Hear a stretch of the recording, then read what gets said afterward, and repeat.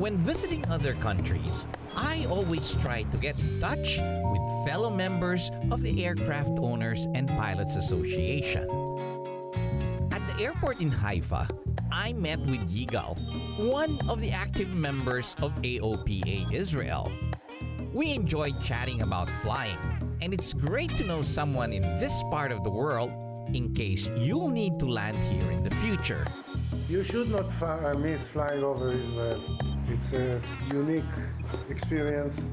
It's a very holy places. You have history under every stone. Yeah. Okay. We can help you with everything, assist you with aerial charts, information, security help, everything. Well, thank you very much. I appreciate it. It was my pleasure.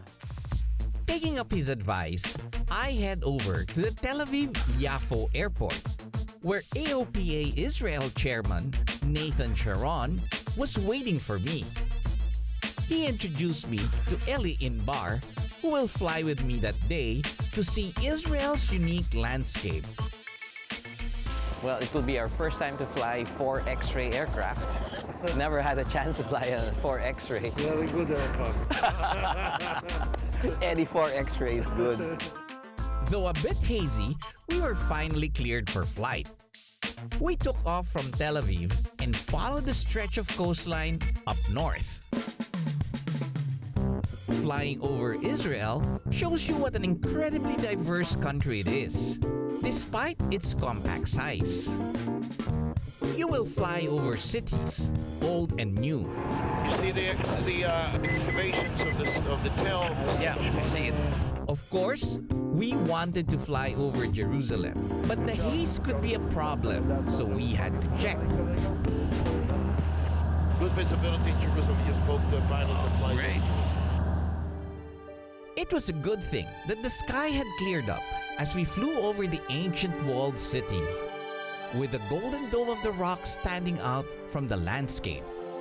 It was hard to imagine that in this small square area, major events in the world's largest religions took place, which set things in motion for the rest of human history. We weren't very far, and we were soon back to Tel Aviv's beautiful coastline. After seeing an overview of the country, I was ready to explore its many facets, starting at its ancient sacred city. Behind me is Jerusalem, cradle of the world's largest monotheistic faiths, and probably the most contested city in world history. This 1 square kilometer walled area is where Abraham was said to have offered his son Isaac. Muhammad ascended into heaven. Solomon built a magnificent temple, and Jesus was crucified and died. For the world's 3 major religions, this is holy ground.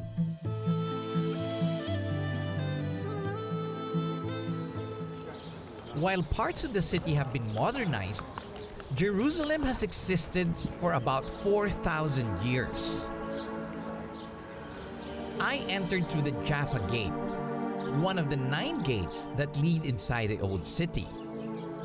Immediately, you will be transported to a different time. Throughout its lifetime, the city has been destroyed and rebuilt, creating layers upon layers of history. Jerusalem today is divided into 4 quarters: the Christian, the Armenian, the Muslim, and the Jewish quarters. There is hardly any other city of such astonishing diversity. Of Israel's 8 million people, 75% are of the Jewish faith. In fact, Israel is the only Jewish state in the world. I was joined by Toby's brother Michael, a professor at the Tel Aviv University.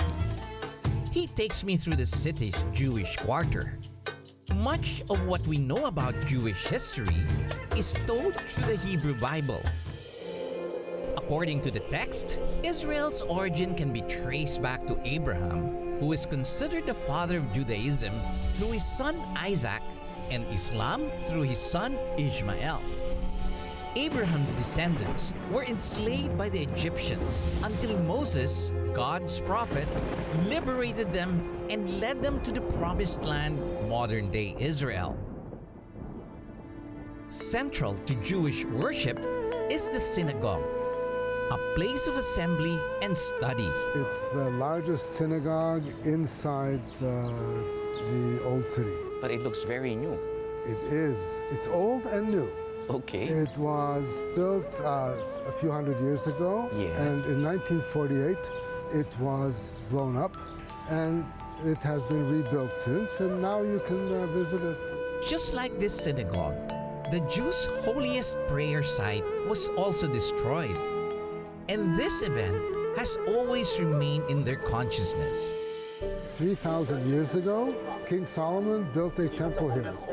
It was destroyed twice, and today the closest place where Jews can come to pray, the closest place to the temple, is the Western Wall that we see here, which is part of the retaining wall built by King Herod the Great 2,000 years ago around the Temple Mount.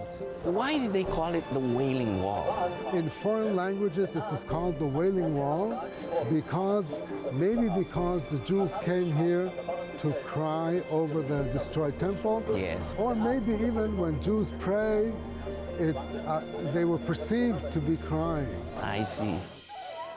For generations, the Wailing Wall or Kotel has been the spiritual center of the Jewish nation, a kind of open-air synagogue.